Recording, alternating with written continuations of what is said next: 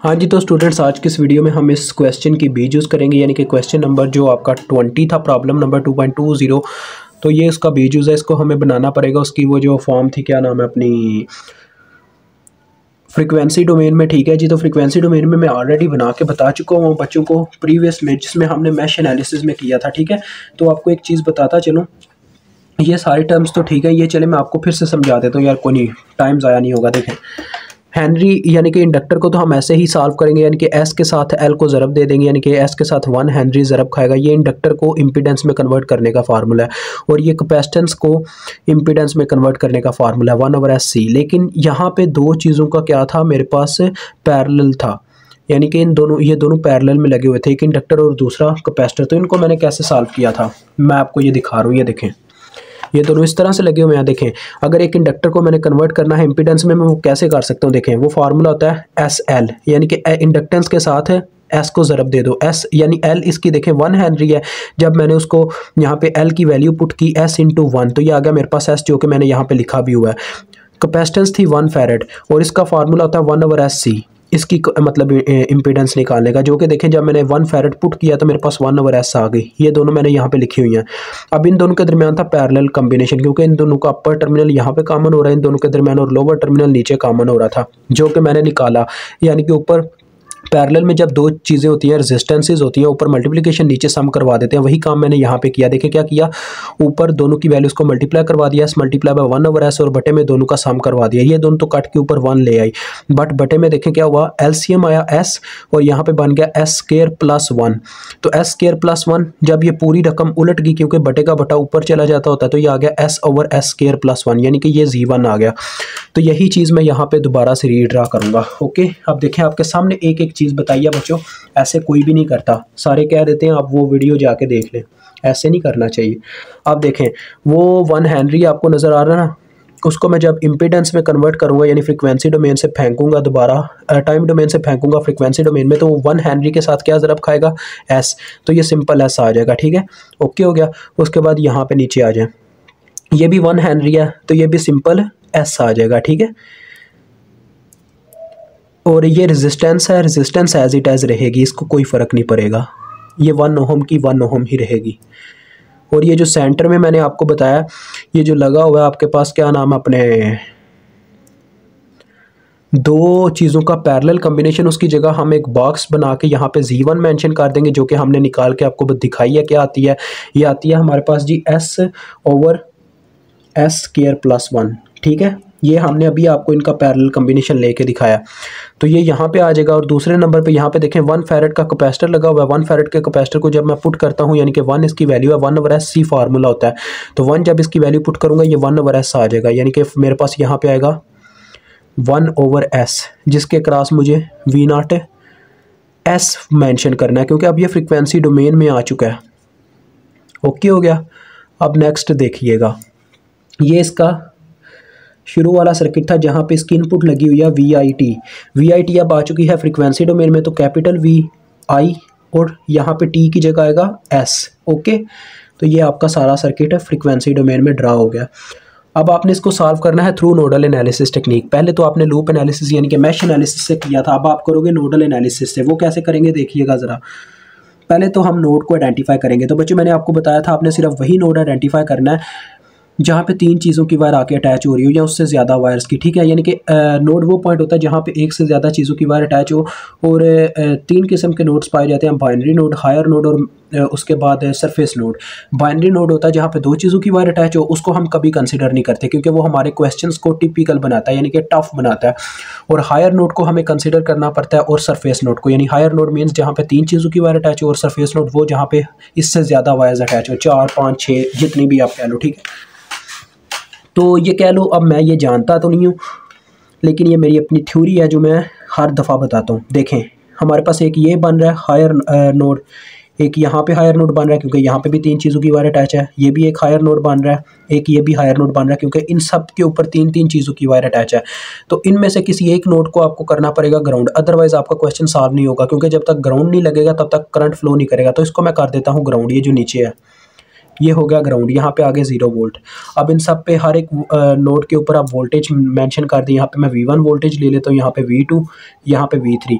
अब ज़रा गौर कीजिएगा, V1 और न्यूट्रल के दरमियान ये दो नोड्स हैं जिनके दरमियान सिर्फ एक वोल्टेज सोर्स है और कोई चीज़ नहीं है। जब दो नोड्स के दरमियान सिंगल वोल्टेज सोर्स लगा हो तो वहाँ पे सुपर नोड की कंडीशन के अकॉर्डिंग आपको क्या करना पड़ता है, यानी कि दो नोड्स के दरमियान अगर सिर्फ एक वोल्टेज सोर्स लगा ना तो वहाँ पे सुपर नोड टेक्निक लग जाती है। लेकिन यहाँ पे क्या है, एक नोड तो बच्चों कहने को यहाँ पे है यानी कि V1, बट दूसरा नोड न्यूट्रल है। जब ऐसा कंडीशन हो फिर एक की वैल्यू हमें मतलब कि उसकी इक्वेशन मिल रही होती है, तो लिहाजा इसकी इक्वेशन ज़रा गौर से देखें क्या आएगी। जिस तरफ इसका पॉजिटिव पोल है ना वो वाले वोल्टेज प्लस में लिख दिए जाएंगे, जिस तरफ इसका नेगेटिव पोल है वो वाले वोल्टेज माइनस में लिख दिए जाएंगे। तो क्या आएगा, plus V1 minus 0 which is equal to VI of S।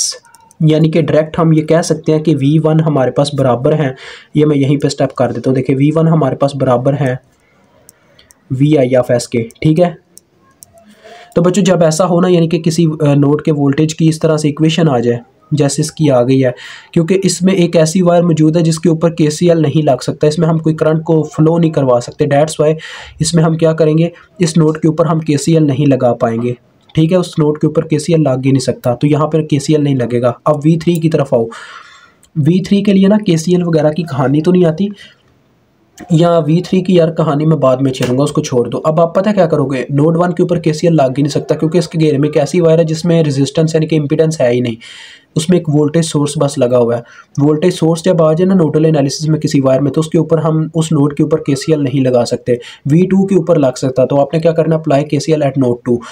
KCL का मतलब मैंने बताया था, sum of entering current is equal to sum of leaving current. आपने हर एक उस वायर की करंट लिखनी है जो उसके नोड के घेरे में आ रही हो। तो मैं लेफ्ट हैंड साइड पे लीविंग करंट्स लिखूंगा और राइट हैंड साइड पे एंट्रिंग करंट्स। तो ये मेरा नोड है बच्चों। देखो पहले मैं इस वायर की करंट लिखना चाहता हूँ, मैं क्या करता हूँ, अब मुझे इस वायर की करंट का नहीं पता तो यहाँ से एक करंट को लीव करवा देता हूँ। तो लेफ्ट हैंड साइड पे लिखूंगा V2 माइनस, जहाँ से करंट लीव करती है उसी वक्त उस नोड के वोल्टेज लिख के आगे माइनस लिखना होता है। V2 माइनस जाके एंटर करेगी करंट V1 में, तो ये वाले वोल्टेज आ गए और जितनी इंपीडेंस रास्ते में वो आगे बटे में S। ओके हो गया। इसी तरह से देखो अब मैं इस वायर की लिखना चाहता हूँ तो वो क्या आएगी, वो मेरे पास आ जाएगी, देखें प्लस V2 माइनस। अब करंट यहाँ से गुजरती गई और डायरेक्ट जाके 0 में एंटर कर गई, तो आ गया V2 माइनस 0 ओवर जितनी इंपीडेंस रास्ते में वो आ गई बटे में। देखिए आएगा S over S square plus 1। अब बच्चों आप सबको पता होना चाहिए बटे का बटा उलट के ऊपर चला जाता होता है, तो इसका जो बटे में आएगा S स्क्वायर प्लस 1 उलट के ऊपर जाने वाला है। तो यानी यहाँ पे जिसके बटे में ऐसे लिखा जाएगा, चलो यार आपके लिए एक स्टेप कर देता हूँ लेकिन मुझे ये करने की ज़रूरत नहीं थी। ये आगे इसके बटे में इसकी इंपीडेंस, ठीक है, समझ लो यार, आपके लिए कर रहा हूँ, देख लो। अब ये लास्ट वाली वायर है, इसकी भी मुझे करंट का नहीं पता, तो मैं यहाँ से करंट को लीव करवा देता हूँ V2 माइनस। ये करंट जाके एंटर हुई V3 में, तो आ गया V2 माइनस V3 और जितनी रेजिस्टेंस रास्ते में वो आगे बटे में 1 विच इज़ इक्वल टू 0, क्योंकि कोई एंटरिंग करंट है ही नहीं।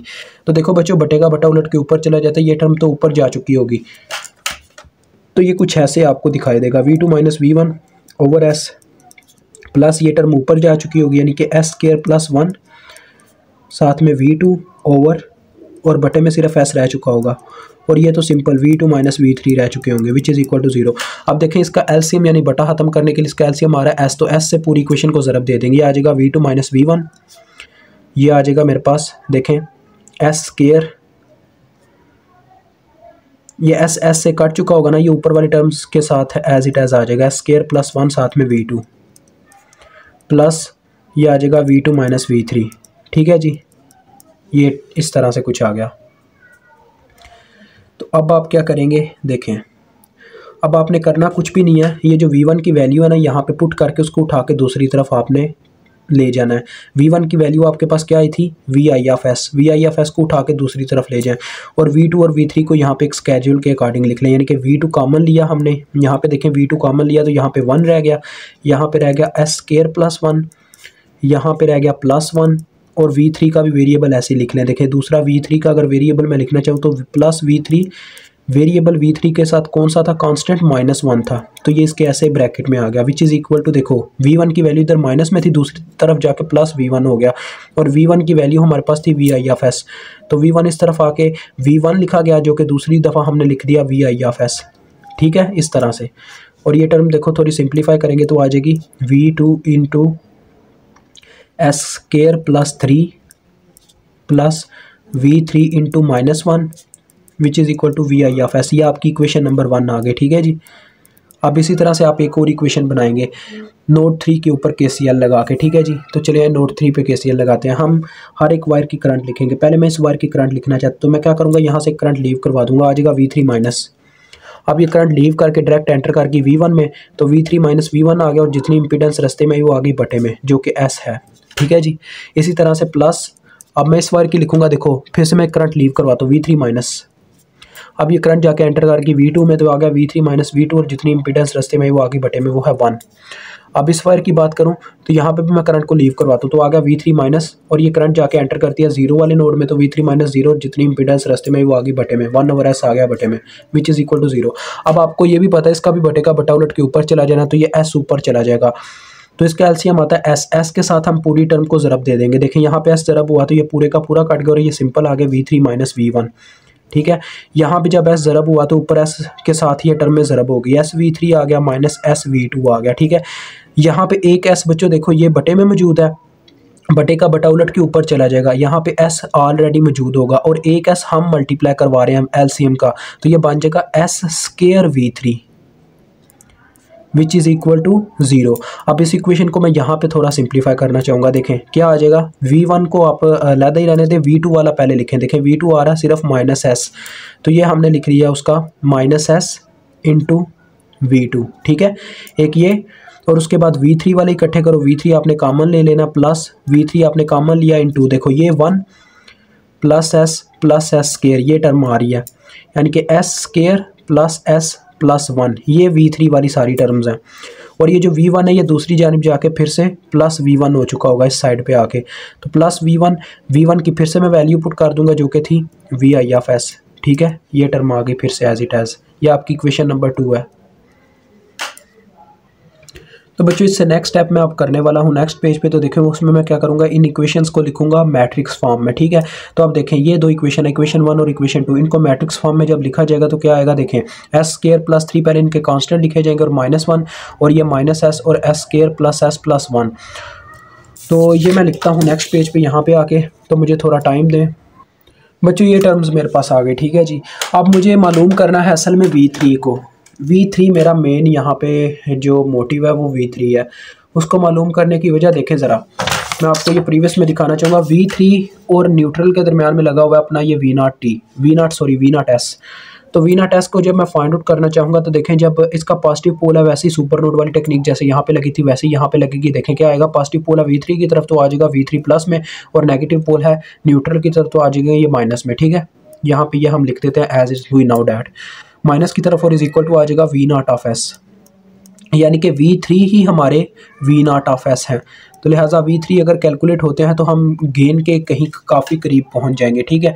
तो यही हमें करने के लिए V3 को कैलकुलेट करना है, जिसके लिए हम क्रैमर रूल का इस्तेमाल करेंगे। जबकि क्रैमर रूल कहता है अगर आप किसी भी वेरिएबल की वैल्यू जानना चाहते हैं जस्ट एज V3 की, तो उसका फार्मूला होता है डेल्टा V3 ओवर डेल्टा, यानी कि change in V3 over change in our matrix, यानी कि डिटर्मिनेंट होता है असल में आपको बताऊं तो।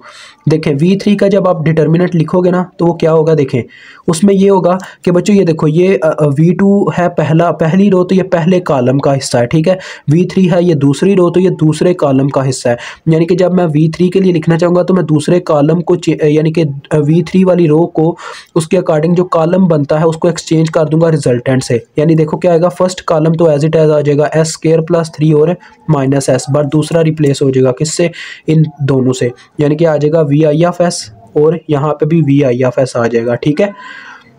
ये आएगा इसका, और नीचे आएगा डिटर्मिनेंट सिंपल जो आपके पास मैट्रिक्स था उसका सिंपल डिटर्मिनेंट, यानी आ जाएगा स्क्वायर प्लस 3 और नीचे माइनस S था और यहाँ पे आ गया -1 और यहाँ पे था स्क्वायर प्लस S प्लस 1। अब आपको ये डिटर्मिनेंट तो ओपन करने आते होंगे, देखो डिटर्मिनेंट कैसे ओपन करते हैं, ये पहले डायरेक्ट आपस में मल्टीप्लाई होती हैं टर्म्स, तो ये आ जाएगा देखो VI of S into S square plus 3, ठीक है।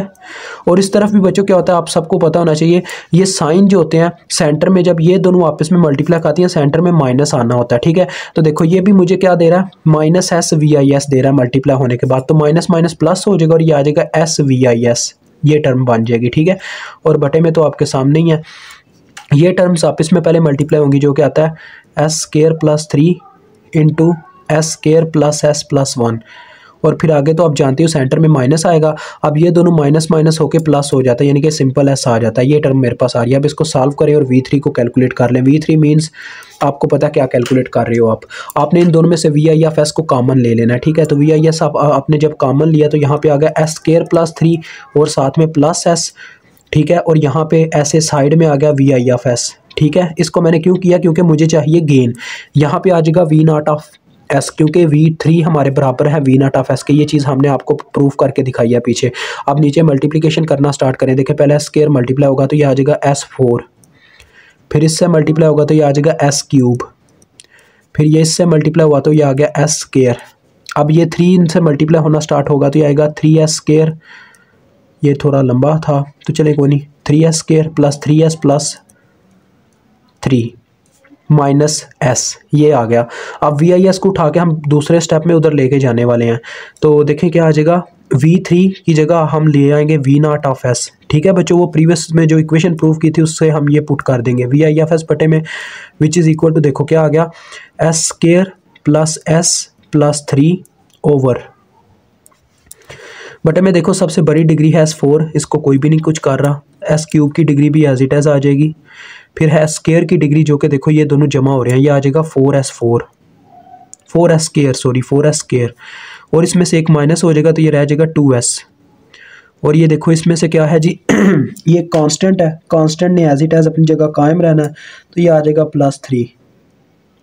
तो ये आपका आंसर आ गया। मुझे उम्मीद आपको समझ आ गई होगी। तो अभी तक के लिए इतना ही। खुदा हाफिज़।